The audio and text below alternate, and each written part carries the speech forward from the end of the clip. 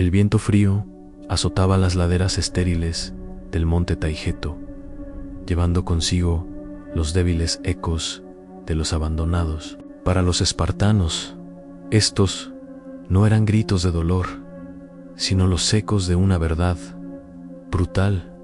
La debilidad no tenía cabida en su mundo. Esto no era simplemente un precepto militar, era el cimiento de su propia existencia, que comenzaba no en el campo de batalla, sino en los rincones más íntimos de la vida, el dormitorio y la cámara de parto. Olvídese de las imágenes idealizadas de las capas carmesíes y las heroicas últimas batallas. La verdadera Esparta fue un escalofriante experimento de ingeniería humana, una sociedad construida sobre un principio único y despiadado: forjar las armas humanas más letales que el mundo antiguo jamás conocería, incluso si eso significaba sacrificar cada ápice de humanidad en el proceso. En esta inquietante verdad se iniciaba con el control estatal absoluto sobre la reproducción. En Esparta, el concepto de amor, la elección personal o incluso el deseo individual se marchitaban bajo el puño de hierro del deber cívico. El gobierno no era solo un casamentero, era un criador, emparejando meticulosamente a los ciudadanos no por afecto, sino por superioridad genética. Imagine la escena: venerables magistrados, con los rostros surcados por las cicatrices de incontables batallas, examinando a jóvenes y señoritas como si fueran ganado. Él, podrían decretar, es un guerrero alto, de hombros anchos, descendiente de una estirpe de héroes. Ella, declararían, es una mujer fuerte y fértil, con caderas anchas y una complexión robusta, que promete muchos vástagos vigorosos. La belleza no se admiraba por su gracia estética, sino por lo que significaba an salud robusta, an lineage potenti. Los matrimonios eran alianzas frías y estratégicas, desprovistas de sentimiento, diseñadas únicamente para producir la próxima generación de supersoldados. El amor era una distracción peligrosa, el deseo un extra opcional. El cuerpo individual, con todos sus anhelos y vulnerabilidades, dejaba de ser suyo. Pertenecía a Esparta, un mero recipiente para la insaciable necesidad de fortaleza del Estado. El deber primordial de cada ciudadano era contribuir a este imperativo nacional a través de su linaje. Incluso los roles de las mujeres, en un mundo donde las griegas solían estar confinadas y silenciadas, se distorsionaron hasta convertirse en algo singularmente espartano. No eran esposas en el sentido convencional, ni madres definidas por la ternura, sino más bien incubadoras vivientes para la nación espartana. Su valor estaba indisolublemente ligado a su capacidad de engendrar hijos fuertes y sanos. Desde sus primeros años, las niñas espartanas eran entrenadas rigurosamente, no para tejer o para las artes domésticas, sino para el parto. Corrían, luchaban y lanzaban jabalina, sus cuerpos meticulosamente acondicionados para soportar los rigores de la gestación y el alumbramiento. Su voluntad individual, sus aspiraciones personales, eran irrelevantes. Su destreza física, su capacidad biológica, lo era todo. Se les enseñaba con una intensidad inquebrantable que su verdadero campo de batalla era el lecho de parto, y su honor supremo residía en entregar un futuro soldado a las manos expectantes del Estado.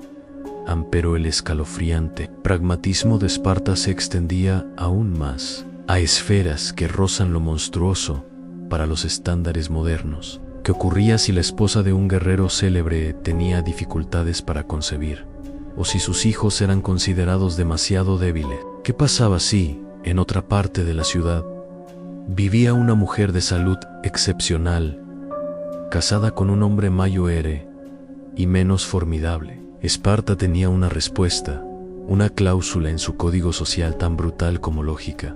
No solo permitía, sino que alentaba activamente a un guerrero fuerte a tener un hijo con la esposa de otro hombre. Esto no se veía como adulterio, una transgresión moral, era un deber cívico, una necesidad pragmática. El vientre de una mujer podía ser prestado al servicio del Estado, y, a menudo, su marido asentía, reconociendo el bien común superior. Producir un hijo fuerte, incluso si era engendrado por otro, se consideraba un honor para el hogar y, lo que era más importante, para Esparta misma, conceptos como el amor romántico, la fidelidad o los celos personales eran aplastados sistemáticamente bajo las botas marciales de la eugenesia, sancionada por el Estado. El objetivo final no era la felicidad personal ni la dicha familiar, sino la despiadada perfección del linaje. Y así, cuando un niño espartano finalmente llegaba al mundo, no era recibido con alegría desbordante ni celebración, era un momento de juicio severo, una prueba aterradora. El recién nacido no era acunado inmediatamente en los brazos de su madre. En cambio, era llevado a un lugar sombrío y premonitorio, conocido como el Lequé, la sala de reunión. Allí esperaba un consejo de guerreros ancianos, la Jerusía. Estos hombres, Indureci, Tuspurdekao-dos, Jigehao, veían la vida a través del lente crudo de la muerte y la supervivencia. Sin un atisbo de emoción, examinaban meticulosamente a cada infante. Desnudo y vulnerable, el bebé era escrutado de la cabeza a los pies en sus extremidades, su columna vertebral, la intensidad misma de su llanto, cada defecto percibido, cada susurro de debilidad, podía sellar su destino. Esta no era una crueldad nacida de la malicia, sino de lo que los espartanos creían que era una necesidad absoluta. Eran una casta guerrera diminuta y de élite, perpetuamente rodeada de vecinos hostiles y una inmensa población de hilotas esclavizados que les superaba en número 10-1. En una existencia tan precaria, la debilidad no era simplemente una desgracia personal, era una amenaza existencial, no solo para un niño, sino para el Estado en su totalidad. Un infante frágil no era solo una carga, era una vulnerabilidad potencial, una grieta en la armadura de su fuerza colectiva. La misericordia hoy, razonaban, podría significar la destrucción mañana. El credo inflexible de Esparta era la supervivencia a través de la fortaleza, y no había excepciones. La decisión del consejo era absoluta, definitiva y totalmente inapelable. Si el infante superaba esta brutal inspección, era devuelto a su familia, no como un hijo amado, sino como un futuro soldado, perteneciente irrevocablemente al Estado. Desde el momento en que daba su primer aliento, el destino de un niño espartano estaba sellado. Pero si el juicio de los ancianos caía en su contra, si lo consideraban no apto para la vida, su final no llegaba por la espada o el ahogamiento. Su deceso era mucho más frío, una silenciosa anulación. El infante era llevado a las laderas desoladas del monte Taigeto, a un abismo conocido como el Apótetas, los depósitos. Allí, dentro de una oscura grieta de piedra, el recién nacido era abandonado a merced del viento mordaz, la implacable helada nocturna y las bestias carroñeras.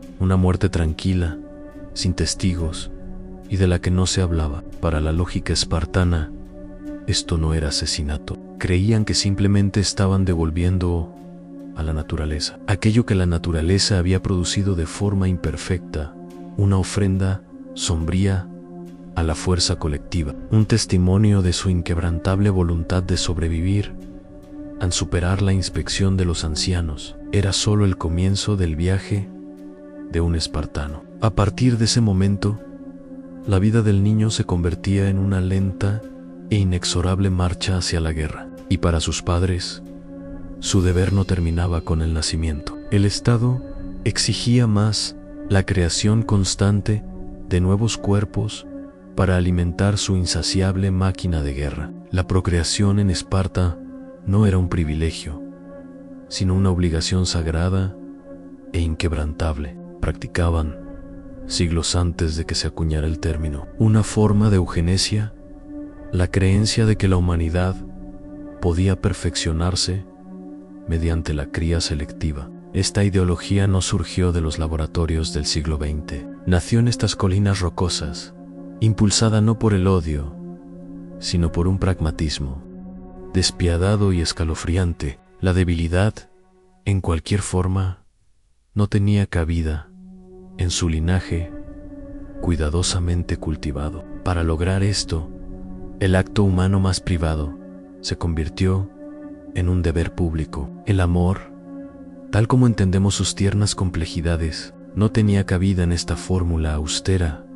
Los hombres, desde la tierna edad de 7 años hasta los 30, vivían exclusivamente en cuarteles comunales.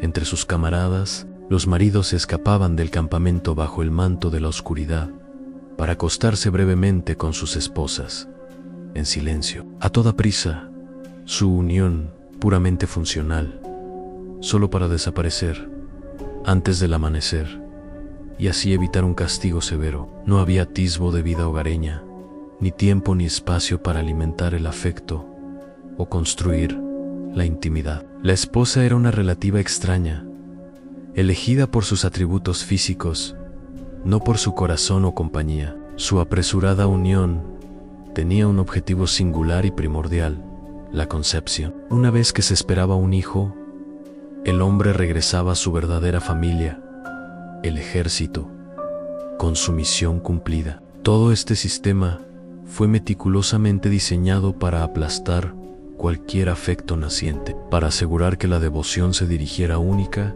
y totalmente hacia Esparta. Los lazos familiares fuertes se veían como una traición potencial, el amor romántico como una debilidad peligrosa y distractora, y así, el Estado castigaba activamente a aquellos que se atrevían a rechazar el matrimonio o la reproducción. Un hombre que permanecía soltero más allá de la edad requerida era tachado de ciudadano desleal, un desertor de su deber cívico más fundamental. Durante ciertos festivales, estos hombres eran humillados públicamente, desfilando desnudos por las calles heladas, obligados a cantar canciones de burla sobre su fracaso personal. Se les negaban los honores y el respeto concedidos a los ancianos casados, tratados como parias, prueba viviente de que en Esparta la vida privada era, en todos los sentidos concebibles,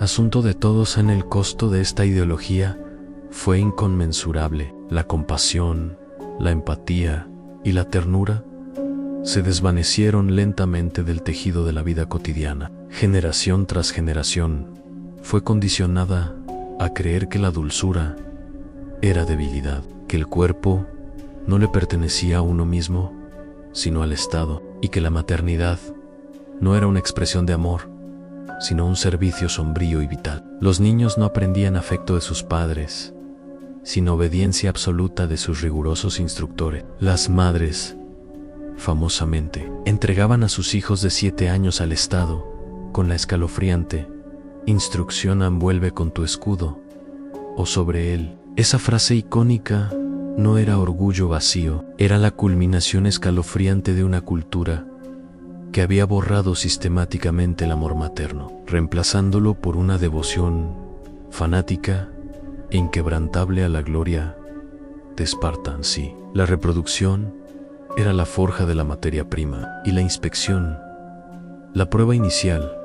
Entonces, a los 7 años, llegaba el verdadero ensamblaje del arma. El Estado que había ingeniado su mismo nacimiento ahora venía a reclamar la propiedad absoluta. Este fue el comienzo de la AGOG, el programa de entrenamiento más duro, implacable y posiblemente más efectivo jamás ideado por la humanidad. Era un sistema diseñado no simplemente para entrenar niños, sino para destrozar su individualidad y reconstruirlos a la aterradora imagen del guerrero perfecto. Imagínelo. Usted tiene 7 años, un niño arrancado del único calor y familiaridad que ha conocido, su madre, estoica y sin llorar, simplemente lo entrega. A partir de ese momento, su nueva familia es su agela, su unidad de entrenamiento, sus cuarteles fríos e implacables. Su figura paterna se convierte en un instructor, no para enseñarle las artes suaves de la lectura o la escritura, sino la necesidad brutal de la resistencia. No volverá a vivir en un verdadero hogar hasta los 30 años, y para entonces la palabra misma hogar habrá perdido todo significado, reemplazada por la camaradería y el frío consuelo de la unidad militar. A la primera y fundamental lección de la Gojé era simple y despiadada: la comodidad es el enemigo. El niño espartano dormía en un lecho que tenía que construir él mismo, arrancando juncos a mano de las orillas fangosas del río Eurotas, sin cuchillos, sin herramientas permitidas. Su única vestimenta era una sola túnica áspera, la misma prenda que le servía durante los veranos abrasadores y los inviernos brutales y helados, y por encima de todo estaba perpetua y agónicamente hambriento. Las raciones eran intencionalmente exiguas, una inanición lenta y calculada planificada con precisión matemática. Sin embargo, esta privación no era simplemente crueldad por el mero hecho de serlo, era un imperativo estratégico. A los niños se les ordenaba explícitamente compensar la diferencia calórica por su cuenta. A través del robo en Esparta,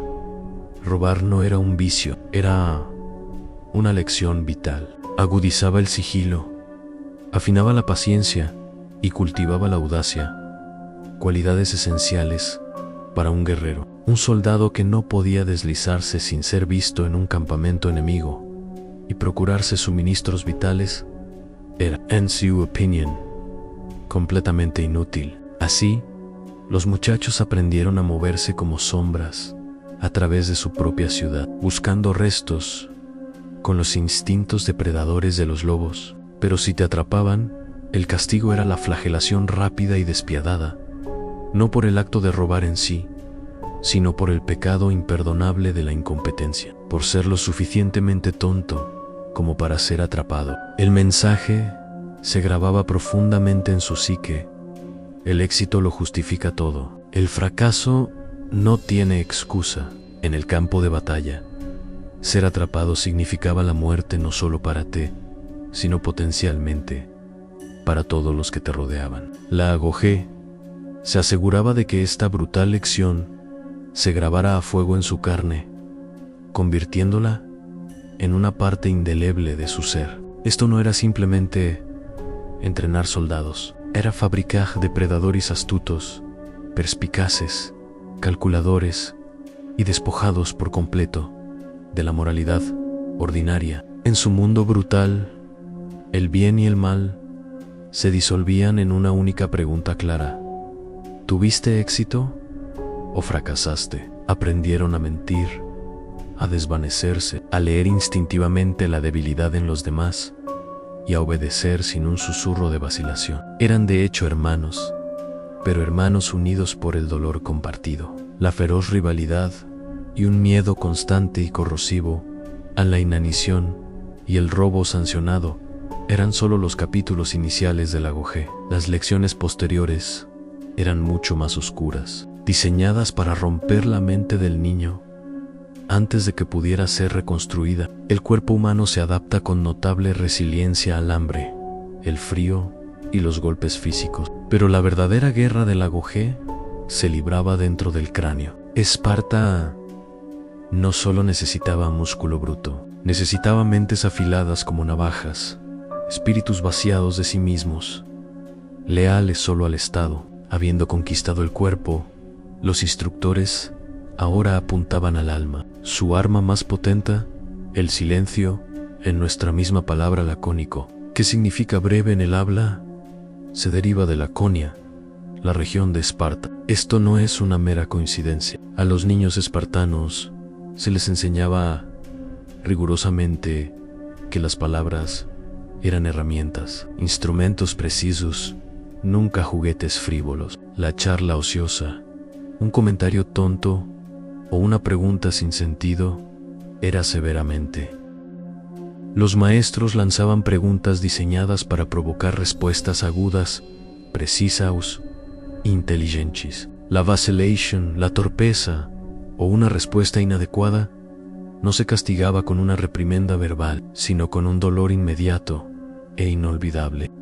A veces, un instructor mordía el pulgar del infractor. Una lección pequeña, pero agonizante, sobre la importancia crítica de pensar antes de hablar. El silencio se convirtió en una forma de armadura, un escudo. Cada palabra pronunciada tenía que golpear con la precisión e impacto de una flecha. Sin embargo, a menudo, las peores crueldades no emanaban de sus mayores, venían de dentro de sus propias filas, de unos a otros. La estructura jerárquica de las unidades de entrenamiento aseguraba esto. Los niños mayores, conocidos como Irenes, gobernaban a los más jóvenes como pequeños tiranos, actuando como comandantes carceleros y verdugos, todo en uno. Durante las comidas, lanzaban emboscadas verbales. ¿Quién es el hombre más valiente de Esparta? ¿Qué opinas de la última campaña del rey? ¿Es honorable el robo? No había respuestas correctas, solo trampas astutas. Un tropiezo, una pausa, el tono equivocado, un momento de duda. Todo invitaba al ridículo inmediato, a la humillación pública o a los golpes físicos. La humillación no solo era pública y constante, sino deliberadamente institucionalizada. Esto no era intimidación al azar, era un sistema diseñado por el Estado para forjar mentes que pudieran permanecer frías, calculadoras e inflexibles bajo intensos interrogatorios o en medio del caos de la batalla. Cada niño aprendía a pensar como un político experimentado y a luchar como una bestia acorralada, navegando por un campo minado de palabras y miradas donde un error podía significar dolor, desgracia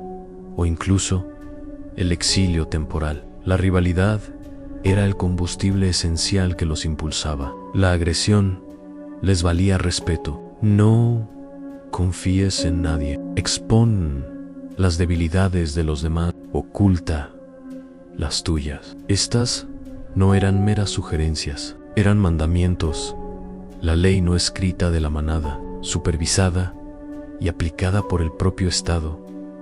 Toda esta brutalidad diaria culminaba en uno de los rituales más horribles de todo: la ceremonia en el altar de Artemisa, Ortia, Artemisa, diosa de lo salvaje y Paradise-Kemen, protectora del hogar.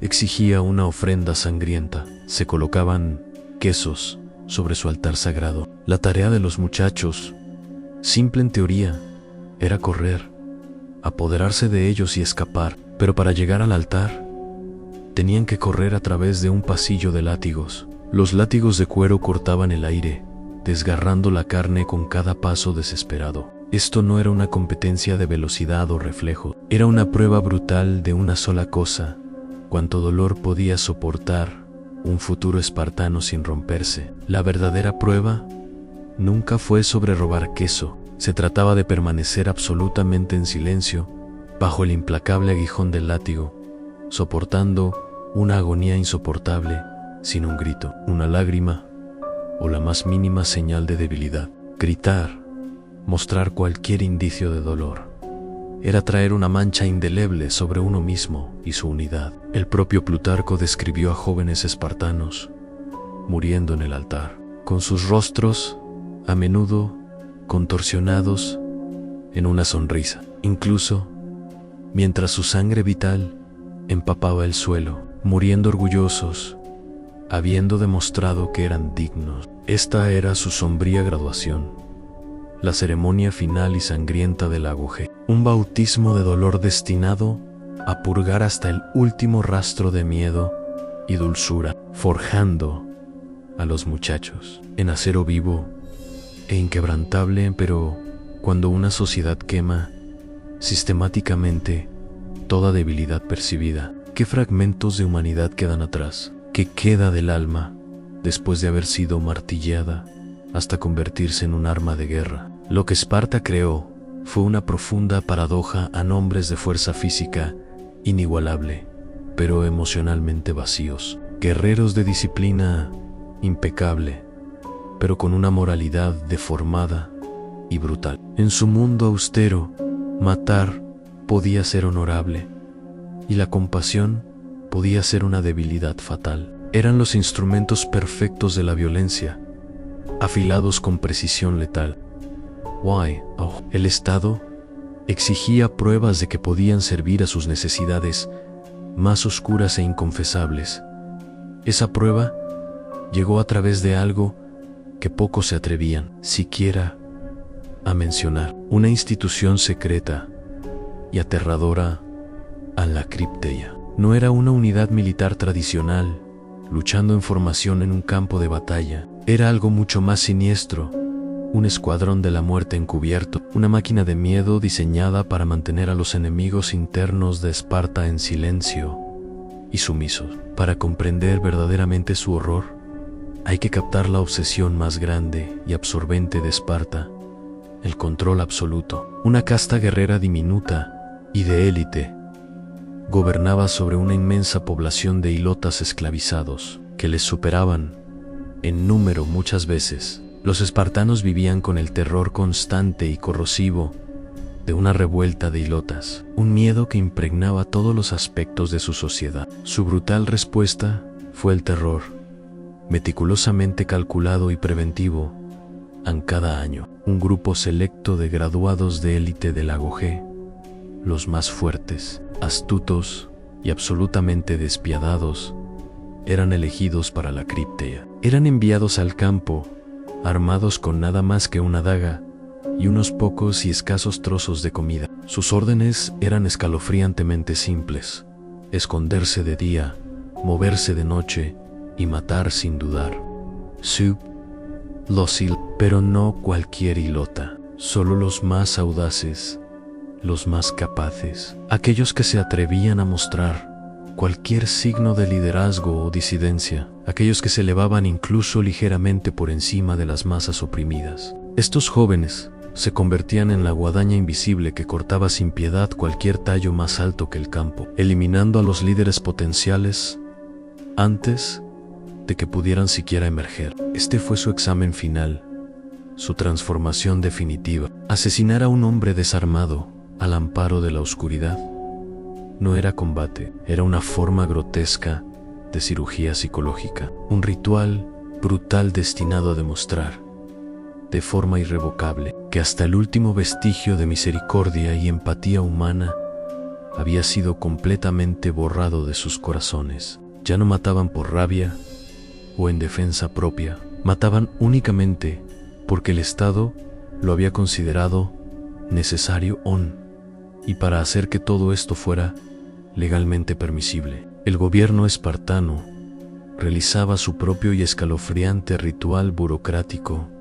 En cada año, los éforos, los magistrados gobernantes de Esparta, declaraban formalmente la guerra a los hilotas. Era un acto estéril y burocrático, con implicaciones monstruosas. Una vez declarados oficialmente enemigos, los hilotas podían ser masacrados sin que se contara legalmente como asesinato. Los asesinos de la Crypteia no eran criminales, eran soldados que llevaban a cabo la voluntad legítima del Estado, una ficción conveniente que transformaba el asesinato en masa en un deber cívico, un testimonio del escalofriante pragmatismo de Esparta. Para cuando su daga estaba manchada con sangre de hilota, el espartano había completado su horrible transformación. Había nacido como un hijo del Estado, moldeado por una disciplina implacable, despojado de toda emoción convencional y ahora probado capaz de matar sin dudar ni remordimiento. Pero,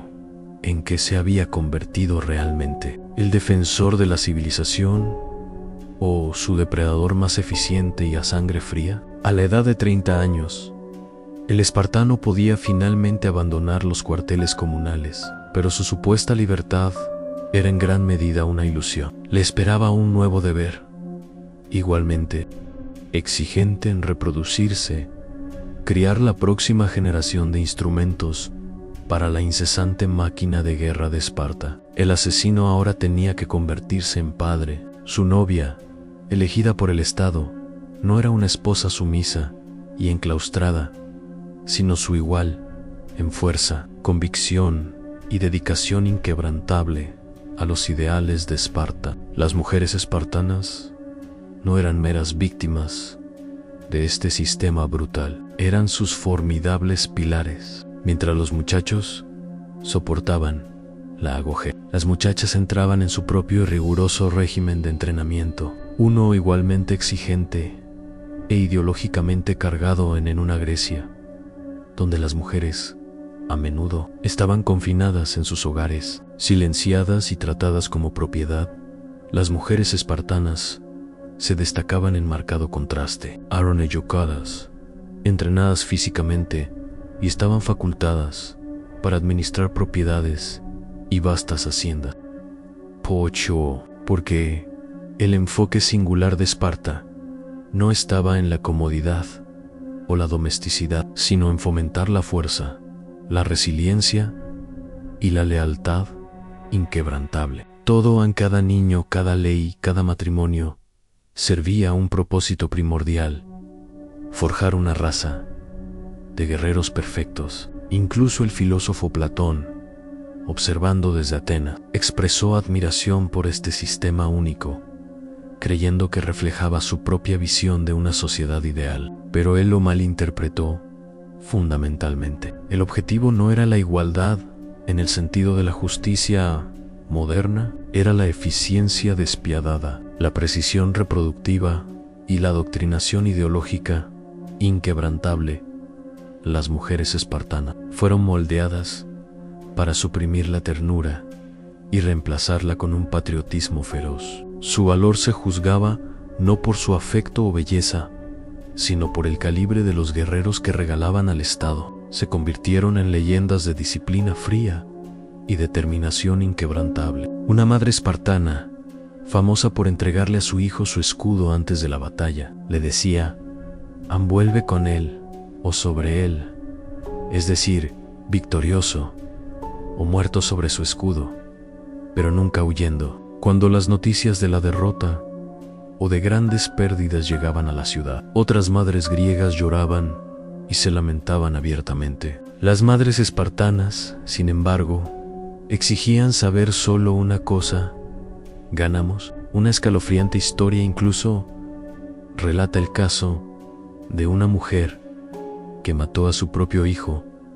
por regresar a casa en desgracia. No eran espectadoras pasivas en este drama brutal, eran las guardianas feroces e inflexibles de la ideología espartana misma, encarnando su voluntad de hierro, con mentes y cuerpos moldeados enteramente por el Estado. El matrimonio en Esparta estaba lejos de ser un acto de amor o un cortejo romántico. Era un ritual de ingeniería, una fría representación del deber. El proceso en sí se parecía a un secuestro. El novio no cortejaba a su prometida, la tomaba en la oscuridad de la noche. Sus asistentes le afeitaban la cabeza, la vestían con una capa y sandalias de hombre y la dejaban esperando en la oscuridad sobre un lecho de paja. Él venía a ella en secreto, cumplía su deber rápidamente y regresaba a los cuarteles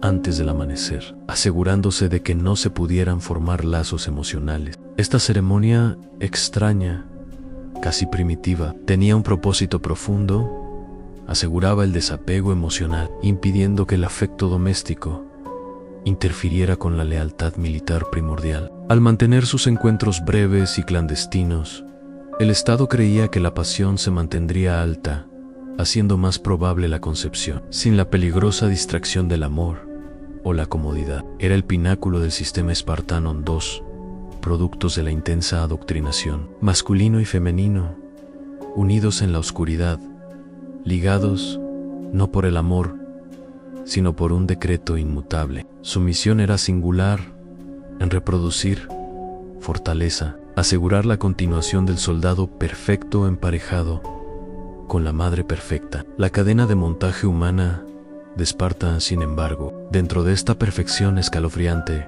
un veneno lento y silencioso comenzó a pudrirse. Durante 3 siglos, la máquina de Esparta funcionó sin fallos. Dominó Grisha. Sus guerreros no tenían rival.